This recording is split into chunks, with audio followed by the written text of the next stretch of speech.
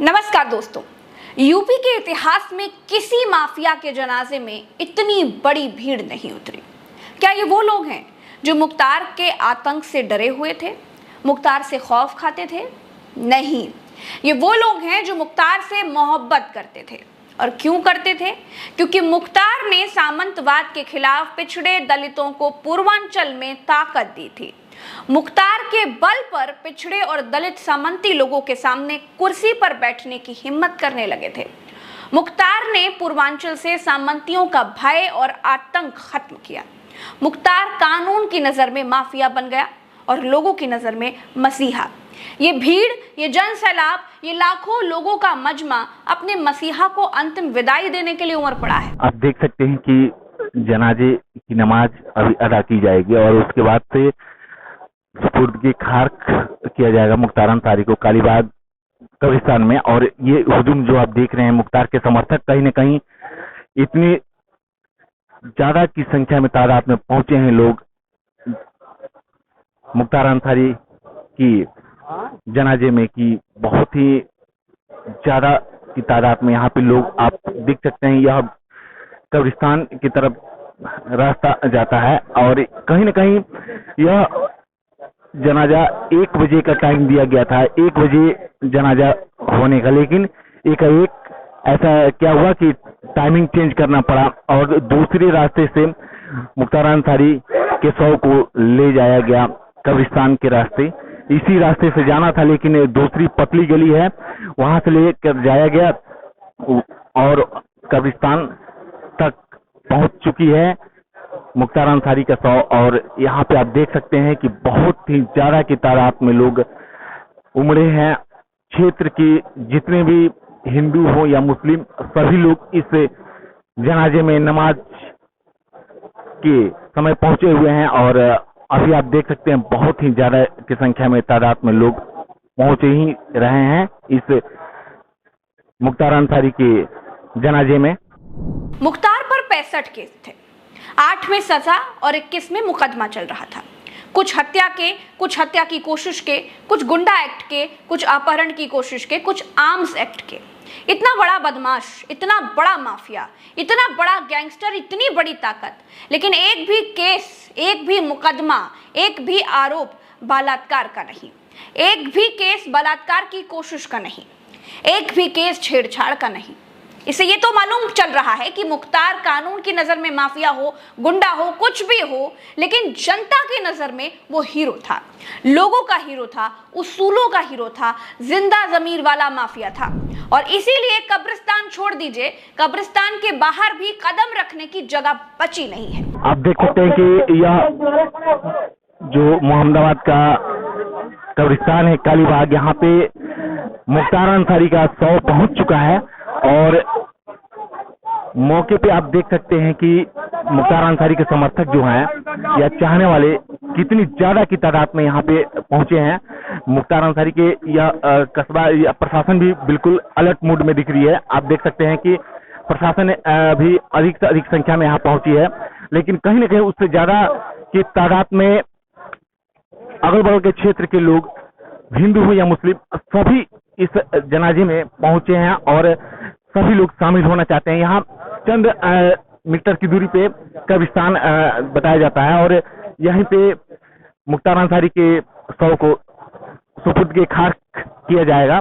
आप देख सकते हैं यहाँ पे ये जो दीवारें दिख रही हैं, इसी जगह पे मुख्तार अंसारी का शव पहुंच चुका है। और यहाँ पे आपको मैं बता दूं कि उनके जितने समर्थक हैं और चाहने वाले हैं मुख्तार अंसारी के, अगल बगल के क्षेत्र के लोग सभी पहुंच चुके हैं और कुछ ही घंटे में उनको सुपुर्द के खाक किया जाएगा। ऐसे टाइमिंग 1 बजे का दिया गया था, लेकिन ऐसा न जाने क्या आप पढ़ा कि टाइमिंग चेंज करके 10 बजे का टाइम किया गया। 1 बजे का समय दिया गया था मुख्तार अंसारी का जो शव है उसको सुपुर्द के खाक का, लेकिन 10 बजे का समय दिया गया। देख सकते हैं कि कितनी चौड़ी सड़क है, लेकिन उनके समर्थक और उनके चाहने वालों की इतनी ज्यादा तादाद भीड़ हो चुकी है, चौड़ी सड़क भी कम पड़ चुकी है लोगों के लिए। यहाँ पे आप देख सकते हैं, कैमरेमैन के माध्यम से दिखाना चाहूंगा, ये जो भीड़ है यहाँ पे बिल्कुल कितनी ज्यादा की तादाद में लोग पहुंचे हैं।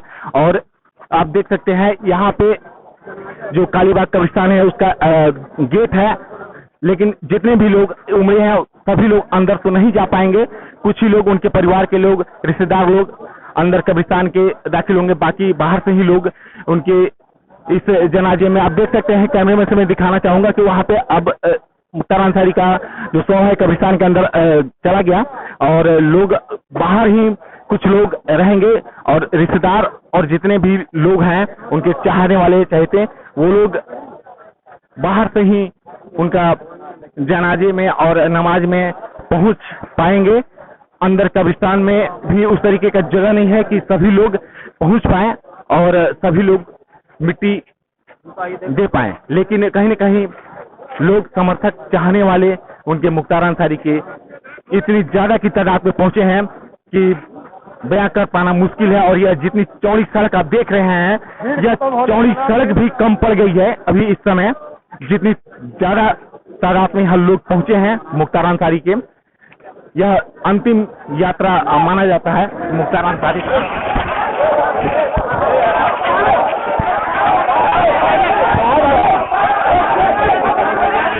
आप देख सकते हैं कि बिल्कुल किस तरीके से भीड़ को अभी एक न जाने क्या हुआ कि लोग भागने लगे, दौड़ने लगे। यहाँ पे कितनी ऐसे में लोग एक दूसरे पे गिर करके जान भी जा सकती थी, लेकिन यह प्रशासन की गलती है कि क्या है, आप मैं बता नहीं सकता हूँ। यह इतनी ज्यादा कि लोग तादाद में यहाँ पहुंच चुके हैं कि मैं बयान नहीं कर सकता हूँ। अभी यह एक भगदड़ टाइप से मचने जैसा हुआ, लेकिन स्थिति फिर संभल चुकी है। अभी ऐसे में अगर लोग गिर जाते एक दूसरे पे तो सब जान चले जाते ना। हम लोग रहे साधों में, हम लोग को जान लेना चाहते हैं प्रशासन कोई दिक्कत नहीं कर रहे हैं, लोग खुद दिक्कत कर रहे हैं जनता को। हम यही कहेंगे सरकार गलत काम कर रहे हैं ये प्रशासन के द्वारा। आप देख सकते हैं कि यहाँ पे लोग जितने उनके समर्थक चाहने वाले पहुंचे हैं, अभी एकाएक पुलिस ने दौड़ाया जिससे लोग भागते हुए अपनी जान को बचा रहे थे, लेकिन अभी गिर जाते एक दूसरे पे तो कई हत्याएं हो जाती है यहाँ पे। जितनी तादाद में लोग पहुंचे हैं यहाँ पे मौके पे, बयां नहीं कर सकते हैं। इतनी भीड़, लोग बिल्कुल बहुत ज्यादा की तादाद में। यही कब्रिस्तान है, मैं दिखाना चाहूंगा, यही कब्रिस्तान की बाउंड्री वॉल है। इसी के अंदर मुख्तार अंसारी के शव को सुपुर्द के खाक किया जाएगा, दफनाया जाएगा मौके पे। और बहुत से क्षेत्र के लोग पहुंचे हैं यहाँ पे। बीजेपी राज में बलात्कारी राम रहीम को बेल मिल जाती है। वो बेल पर बार बार मौज करता है, बेल पर बाहर निकलकर अपने बर्थडे का केक तलवार से काटता है, लेकिन मुख्तार को बेल नसीब नहीं हुई। मुख्तार को छोड़ दीजिए, मुख्तार के बेटे को बाप की मौत पर अंतिम यात्रा में शामिल तक नहीं होने दिया गया। मुख्तार के शरीर पर मिट्टी तक नहीं डालने दी गई। यह अंधे कानून का सबसे बड़ा उदाहरण है। राम रहीम सजा याफ्ता है, बलात्कारी हैं, बलात्कार की सजा मिल चुकी है। लंगोट के ढीले राम रहीम को इतनी बेल मिलती है कि कोर्ट तक को कहना पड़ जाता है कि खबरदार जो अब बिना हमको बताए बेल दे दी तो। लेकिन विचाराधीन मुख्तार के बेटे को अंतिम यात्रा में शामिल नहीं होने दिया गया। कब्रिस्तान से हमारे सहयोगी इंद्रदेव की ये रिपोर्ट देखिए।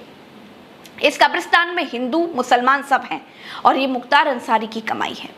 देखिए, आप देख सकते हैं कि यहाँ पे जो कप्तान है गाजीपुर के ओमवीर सिंह, यह भी चेतावनी देते हुए कह रहे हैं कि आचार संहिता का उल्लंघन ना करें यहाँ पे।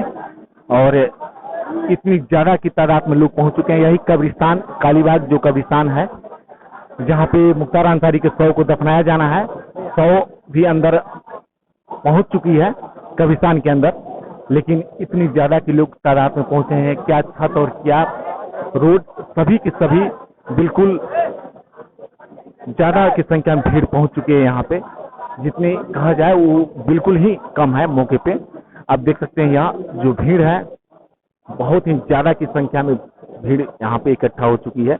कहीं न कहीं सभी लोग मुख्तार अंसारी के शव में शामिल होना चाहते हैं और अपने अगल बगल के क्षेत्र के भी लोगों की अगर मैं बात करूं तो सभी लोग पहुंच चुके हैं, लेकिन कब्रिस्तान के अंदर तो नहीं पहुंच पाएंगे क्योंकि इतने ज्यादा की तादाद में हैं लोग कि अंदर जा पाना बिल्कुल मुश्किल है। परिवार के लोग और रिश्तेदार के लोग मुख्तार अंसारी के पहुंच चुके हैं अंदर कब्रिस्तान के अंदर। बाकी जो उनके समर्थक हैं, चाहने वाले हैं, बाहर ही है और प्रशासन भी बिल्कुल कब्रिस्तान के गेट पे अलर्ट है कि कोई उस तरीके का भगदड़ ना मचे, कोई घटना ना घटे। आप देख सकते हैं, मैं कैमरामैन से गुजारिश करूंगा दिखाने का। आप देख सकते हैं बिल्कुल इस तरीके से एकाएक हल्ला भी हो रहा है। यहाँ पे लोग कहीं न कहीं चाह रहे हैं कि पहुंचे हम लोग भी, लेकिन जगह ही नहीं है कब्रिस्तान में इतने लोगों के लिए। जो कालीबाग कब्रिस्तान है मोहम्मदाबाद का, उतना जगह नहीं है जितनी जनता इकट्ठा हो चुकी है यहाँ पे कब्रिस्तान पे। इस मुख्तार अंसारी के शव को जहाँ दफनाया जाना है, यहाँ पे मौके पे सभी लोग पहुंच चुके हैं। आप देख सकते हैं बिल्कुल सभी लोग चाहते थे कि मुख्तार अंसारी के अंतिम शव यात्रा में हम लोग भी शामिल हों, और लोग दूर दराज से भी, गाजीपुर जिले से, अगल बगल के जिले से सभी लोग पहुंच चुके हैं मौके पे। आप देख सकते हैं। दोस्तों एक बात तो बिल्कुल क्लियर कर दूं, मैं आपको मुख्तार गाथा सुनाने या फिर मुख्तार चालीसा सुनाने के लिए यहाँ नहीं बैठी हूँ, लेकिन अमृतकाल में ये सवाल तो उठता ही है कि क्या मुख्तार अंसारी माफिया ऐसे ही बन गया? जिन लोगों से मुख्तार की गैंग वॉर हुई या जिन लोगों के लिए मुख्तार बंदूकें खरीद रहा था, वो सब दूध के धुले थे? इस पर कोई बात नहीं करता। क्यों नहीं करता? क्या वो अमृतकाल के धार्मिक खांचे में फिट नहीं बैठते? इसलिए मुख्तार की पत्नी अफशा पर 11 केस हैं, 2 भाइयों पर 10 और 2 बेटों पर 14 केस हैं। मुख्तार के पीछे केस के मामले में उनका परिवार उनको टक्कर दे रहा है। लेकिन यह बात भी गौर करने वाली है कि जिस अमृतकाल में नीरव मोदी, ललित मोदी, विजय माल्या जैसे धोखेबाज फ्रॉड देश छोड़कर भाग गए, इस अमृतकाल में मुख्तार का परिवार देश छोड़कर भागा नहीं। चाहता तो भाग जाता। भैया आप मिट्टी देकर आ रहे हैं क्या? आप यहाँ पे और भी लोग आए गए हैं मिट्टी देकर के, क्या कहना चाहेंगे इस घटना को लेकर? क्या करें, ये दुख की बात है। ये परिवार जो है सबको समेट लेकर चलता था, जात धर्म से उठ करके, समझ रहे हैं ना। लेकिन इनको सिर्फ मीडिया वालों ने इनको भूत बना दिया। पूरी मीडिया, हाँ, भूत बना दिया। ये भूत है नहीं, लेकिन भूत बना दिया मीडिया वालों ने, सोच लीजिए। और मीडिया वाले सच्चाई नहीं छाप रहे, बस अनाप शनाप यही तो बयान दे रहे हैं। अरे कुछ इनका गुणगान तो आप लोग दिखलाइए मीडिया के सामने। क्रिकेट का खिलाड़ी थे ये, माहिर थे मुख्तार अंसारी। क्रिकेट खेलते खेलते बनियों का दुकान लुटा रहा था, समझ रहे हैं ना। तो ये यही आप छोकिया मुख्तार अंसारी, वहीं से इनका धीरे धीरे प्रोग्रेस बढ़ता चला गया। जनता ने इनको लाइक किया कि आप चुनाव लड़िए, चुनाव भी लड़ गए, जीत भी गए 5-5 बार। तो भाई विरोधी कभी भी चाहेगा कि अपने विरोधी को हम पस्त करें। कहीं न कहीं जितनी जन सैलाब उमड़ी थी, लाखों की भीड़ थी अंतिम यात्रा में, और सभी लोग तो अंदर नहीं जा पाए कब्रिस्तान के अंदर। बहुत से लोग बाहर ही रुकना पड़ा, और बहुत से लोग दूर दूर से भी आए थे। तो कहीं न कहीं मुख्तार अंसारी का उन लोगों से कुछ लगाव था या मोहब्बत था। सोच लीजिए कितने लोग उनसे जी रहे थे। अब देख लीजिए 3 दिन से उनके गम में दुकान बंद है, मार्केट बंद है। हिंदू चाहे मुसलमान, सब लोग दुख है इस बात से। मोहब्बत से बंद है, दादागिरी से बंद नहीं है, मोहब्बत से बंद है। अब मोहब्बत से बहुत मोहम्मदाबाद कस्बे की जितनी दुकानें हैं, ये सब हम 2 दिन हो गया बंद हुए। जिस दिन सूचना मिला उसी दिन से बंद। ये मोहब्बत से, उनका अखलाक मोहब्बत दादा बहुत ऊंचा था।